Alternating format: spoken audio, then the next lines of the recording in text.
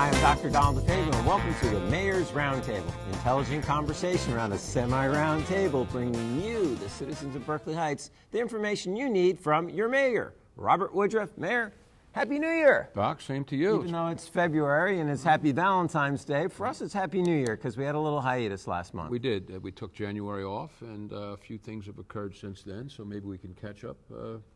I think that's a good idea because we want to let everybody know kind of what's happened, but also where we're going to be going, because in the springtime we have a lot of emergent hot topics coming forward as well. So January we had a couple of new councilmen, correct? That's correct. January 1 we had our reorg meeting, and at that time Manny Cuoto and Pete Bavasso have come on board, and they've hopped on running. They're both involved very heavily already in a lot what we have going on, and there's enough going on that we can spread it around. So we welcome Manny and Pete. They'll be great additions. Well, that seems to be the MO of the Township Committee, is to assign people to a couple of committees and get them up to their knees really quick. Well, both of them have specific, things they do professionally that they happen to be very, very good at. And Peter is in communications, and right away he's on the communications committee. And Manny has a long history in real estate, and in light of what we're doing with all our affordable housing, with all our redevelopment, his experience and know-how will be a great advantage to us. Excellent, excellent. So I know the redevelopment, those numbers have been taken care of. They have. That's locked in stone now, or there's still a little wiggle room? Well, there are certain dates that things have to be met by certain dates, and we are on pace to do all of that. And there'll be a final signature applied by ourselves and other parties to the agreement sometime in the near future. But we're very comfortable about how this came about, particularly the fact that the New Jersey Supreme Court about a month ago came down with a decision that, had we still been in litigation, would be problematic. Okay. Oh, really? It would be problematic, and I think that decision will create yet another few issues that will end up going back to the Supreme Court. So when I say problematic, it's not only problematic would not have been problematic just from a standpoint of housing and finding more housing, but the costs associated with litigation would have been continuing. Sure. So, in my business, there's a saying: a case well settled is a case well tried. Yeah. And that's what happened there. Good. And we're at about 580 units for the affordable housing, correct? Right. And once that gets up and running, what will the procedure be for people to get into those units? Has that been established yet? That has not been yet. Okay. And very often that just flows. The market does that. Oh, really? Yeah, the market just tends to. So it's not like someone applies specifically for those units? There are designations that have to be worked out, okay? Right. And that's something that we specifically would not do, but it will be done. Okay. So that will take care of itself. So for the people who may be interested in getting into those units, that'll become public information in the future roundtable, or how does that get released, or we don't know that yet? Well, we don't know that yet. Okay. I don't want to mislead or give any. All right, that's fine, because some people have mentioned that to me, and I'm like, I don't know either. So, but first we got to get the units built, I guess. First you got to get them built, and first you got to be in compliance, okay, and which we are. Got it. And then we got to get the units built, and we'll talk a little bit about that tonight from a redevelopment standpoint, but that's upcoming. Okay. Now, the areas that we're working on with the redevelopment are mostly related to by the King's property and the Pine Valley, correct? Or Lone Pine, rather. Well, yes, Doc.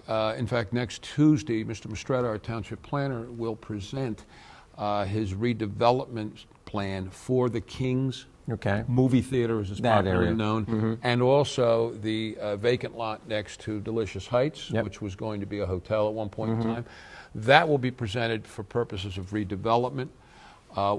The Township Council will accept it, review it, speak to them, do whatever we do, send it to the planning board. Exactly. Planning board at that point in time for review. They will review and for comments and review, and then send it back. The usual to us. process. The usual process, which could probably take maybe about a month and a half. That's not bad. No, at which point in time, then the Township Council will pass on that. Now, in addition to that, Mr. Mistretta has, and I have you can see how much work is going in. This is just one project, okay? This is the preliminary investigation report with respect to Sherman Avenue. We're trying to redevelop the entire Sherman Avenue area so that we really get a traffic flow. As I think people are starting to use that little circular flow now, but we're going to try and develop kind of a walkway boulevard kind of approach. So we're looking at the entire area.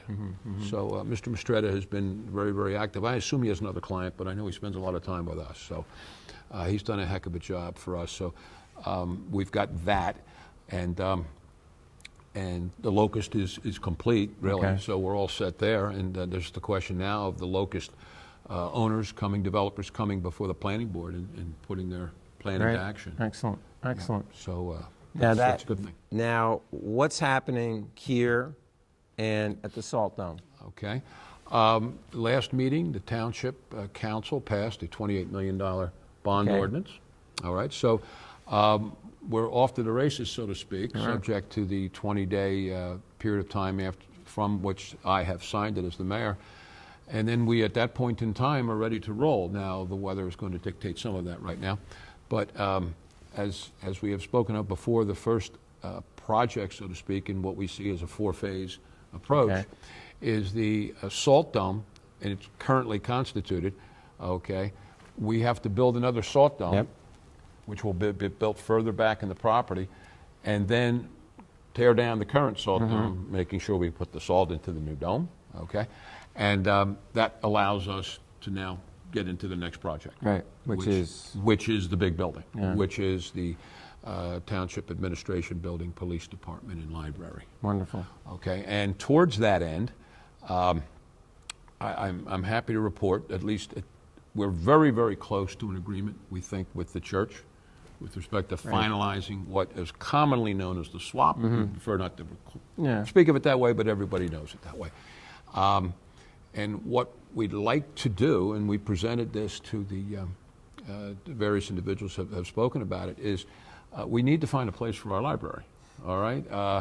And because the library is going to have to vacate their location. Right. Now they're going to have to go somewhere before until the new place is ready. And ideally, you don't want them spread out. You want them to be able to provide sufficient services. So there's a possibility. Hey, maybe we can rent it from the church. Well, that's where we're going, Doc. That's exactly where we're going. Oh, really? Okay, so once, in fact, we get this done and we've come to an agreement, there's a rectory up there.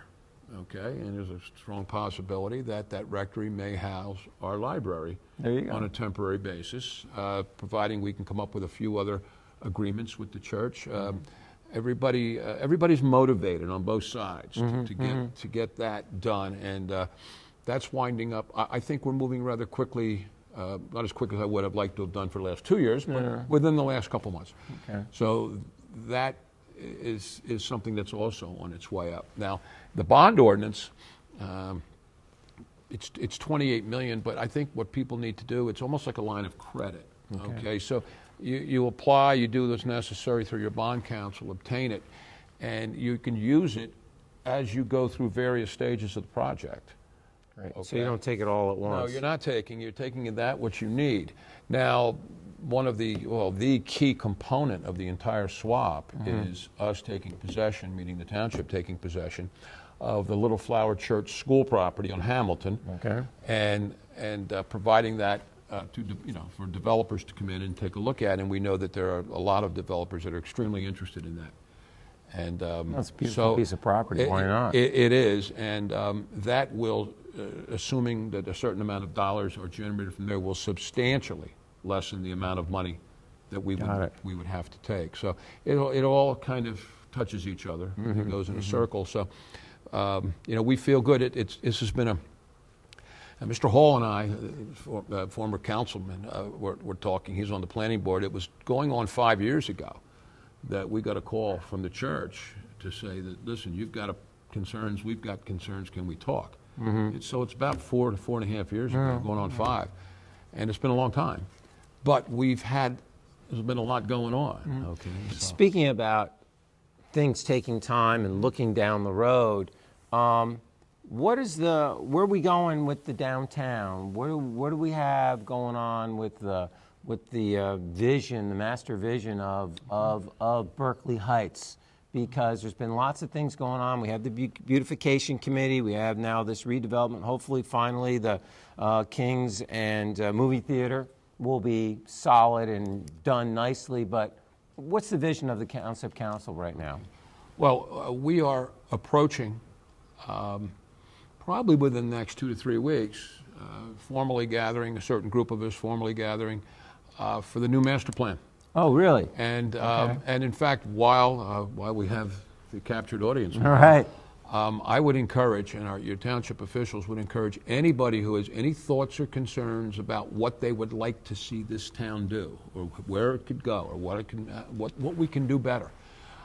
Please come forward, either at a township meeting, there you go, stop by and talk to our clerk or our township business administrator, because really what we do is we solicit.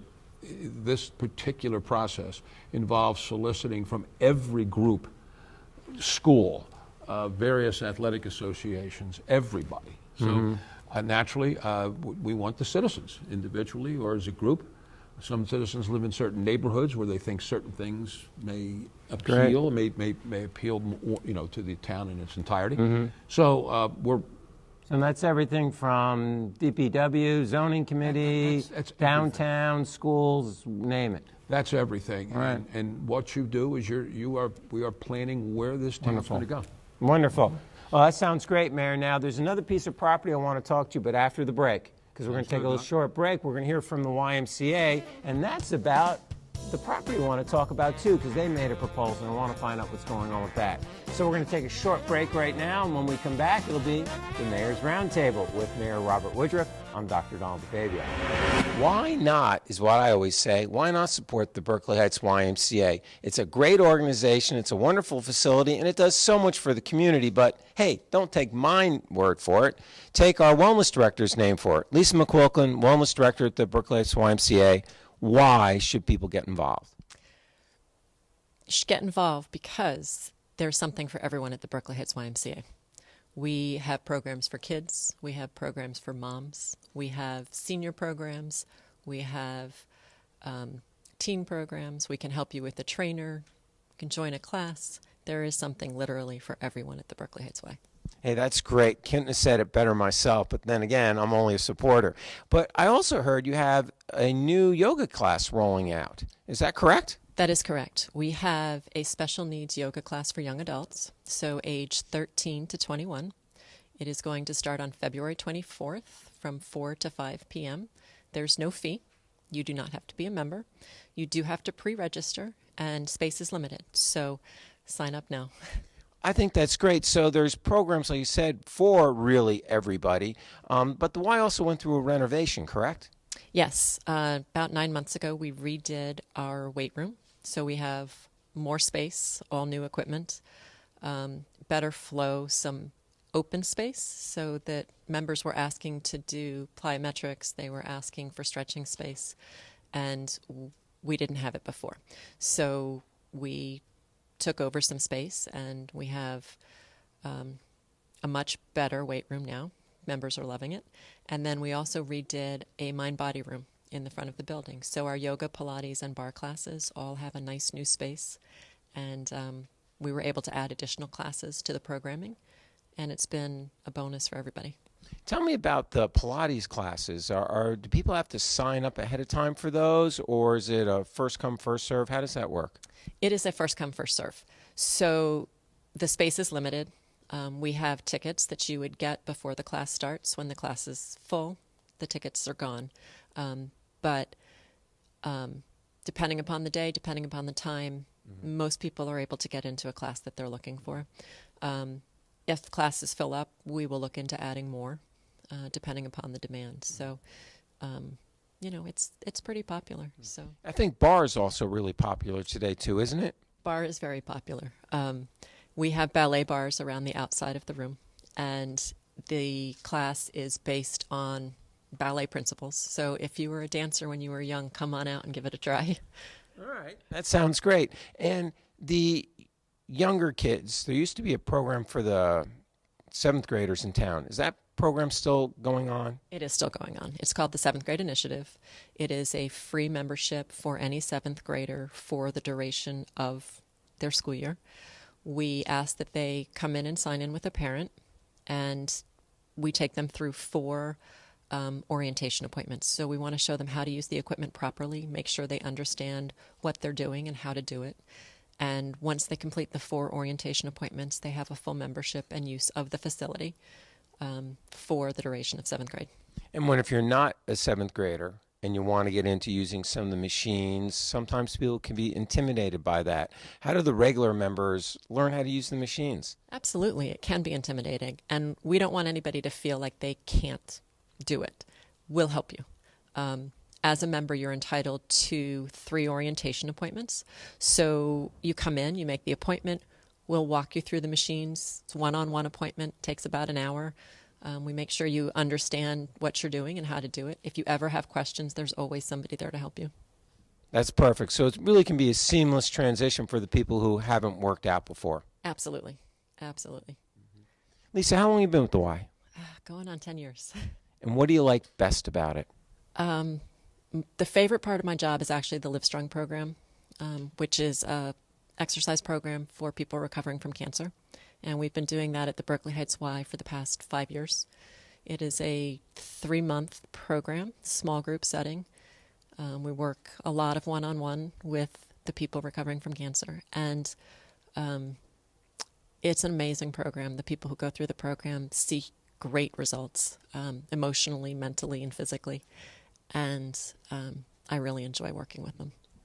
That sounds like a great idea and a great program as well. Lisa McQuilkin, Wellness Director at the Berkeley Heights YMCA, thanks for your time today, and why not join the Y? It's a great place, and you can see it gives a lot back to the community. We'll go back to the show now.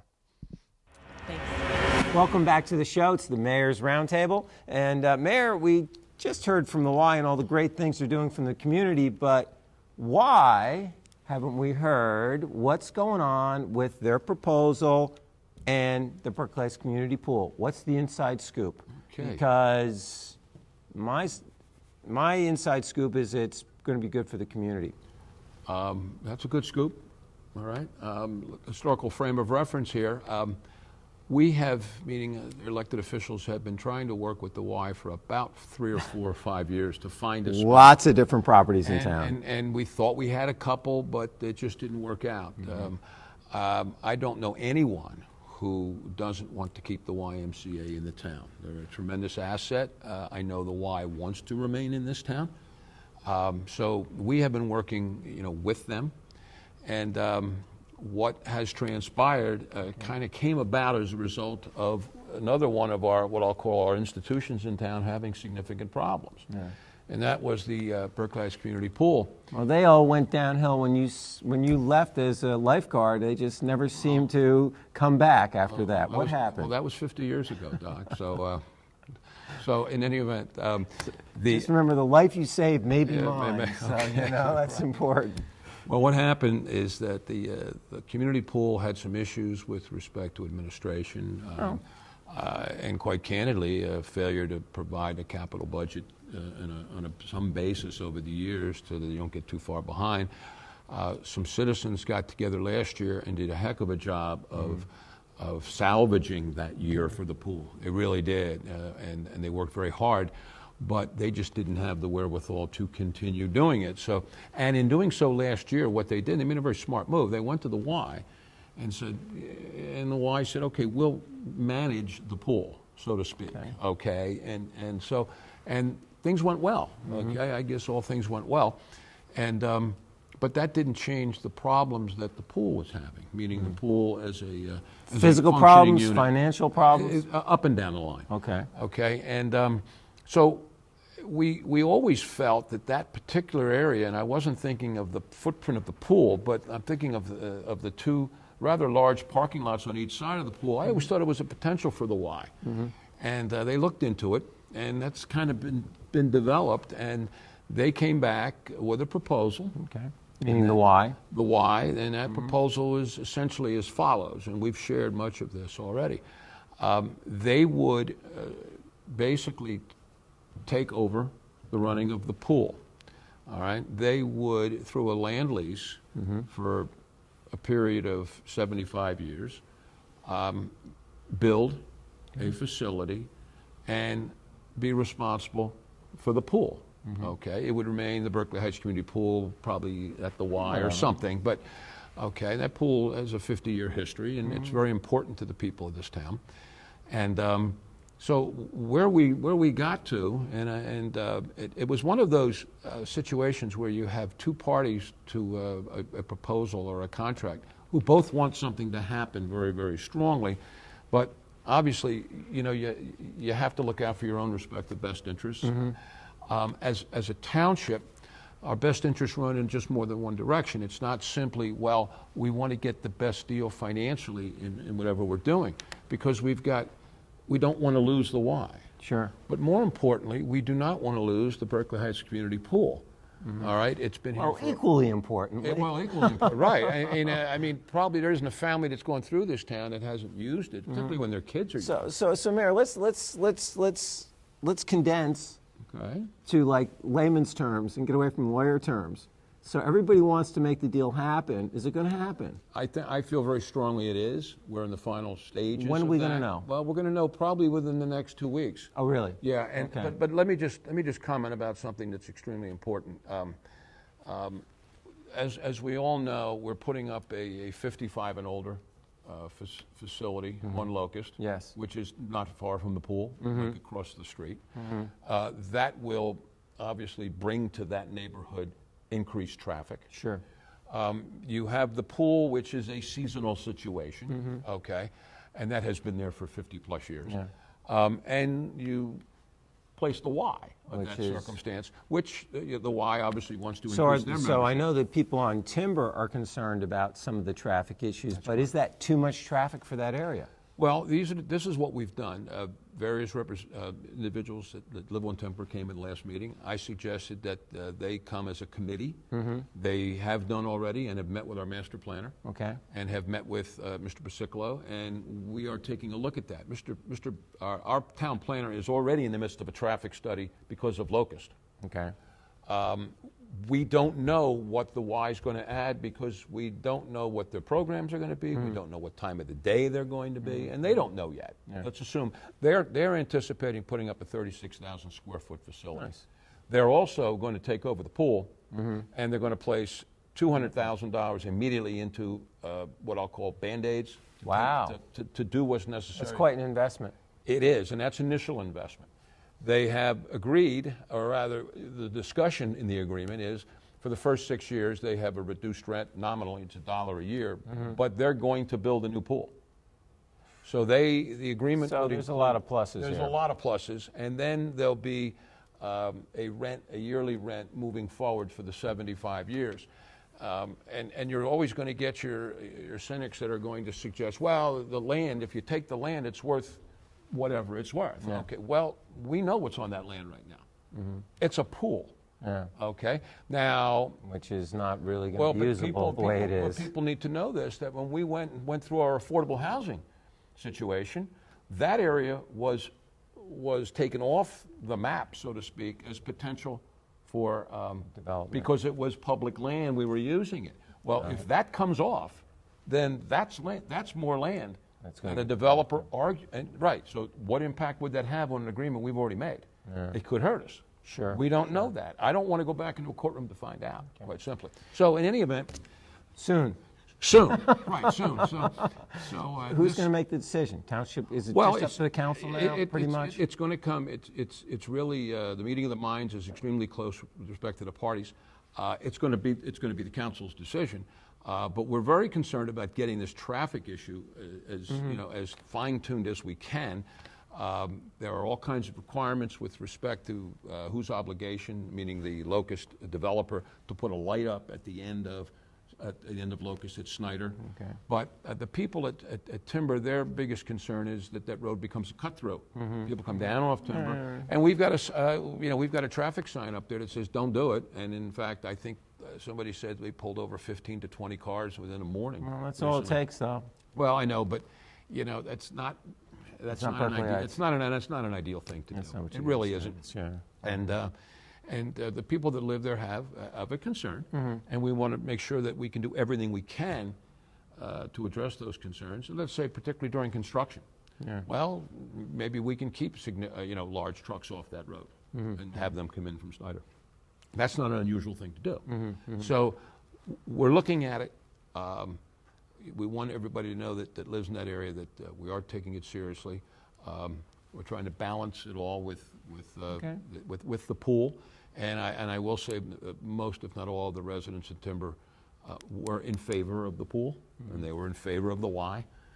But they just have the concerns that they're entitled to have. Sure. Sure. Makes sense.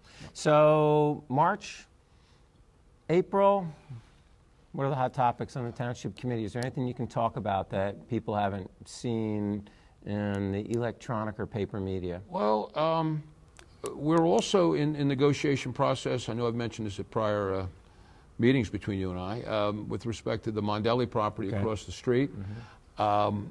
We would like the town, that was bequeathed to the town, subject to the town wanting to take it, subject to certain situations, and we said we would do so. We're going to probably have 3/4 of that property turned into a park. Oh, nice. So whoever does develop a portion of that, which would have to be done in order to fund it, is going to have to, in perpetuity, tend to that park. So if we get that park done, then we move to Peppertown Park, which our committee now is fully staffed, and they're off to the races. So that a lot of the same people that had done the Veterans Park, so I expect that to move quickly, and they'll be out there fundraising. Nice. And we'd like to get this whole little area here, just green it up and make it look. So we got the Veterans Memorial, the Vita Mondelli. Hopefully, will come through soon. Peppertown Park, and the YMCA is going to have a nice facility shortly. Well, Mayor? Mayor? We all hope so. All right. No, it's all going to work out. Yep. But a lot's happening. I know in a couple of months, Leonard Lance is going to be our guest on the show, so it's going to be fun. We want everybody to get your questions in for the mayor if you have any questions. And also, we'd also like to roll out a special Berkeley Heights segment about people in town that are doing something fun, neat, different, exciting, a human interest segment. Okay. So if you or you know somebody in town that's doing something different, interesting, fun, just out of the box, so to speak, we'd love to speak to them and begin our human interest in Berkeley Heights segment. So hopefully that'll roll out quickly as well. That sounds good, Doc. All right. So for Mayor Robert Woodruff, I'm Dr. Donald DeFabio for the Mayor's Roundtable. Thanks for tuning in.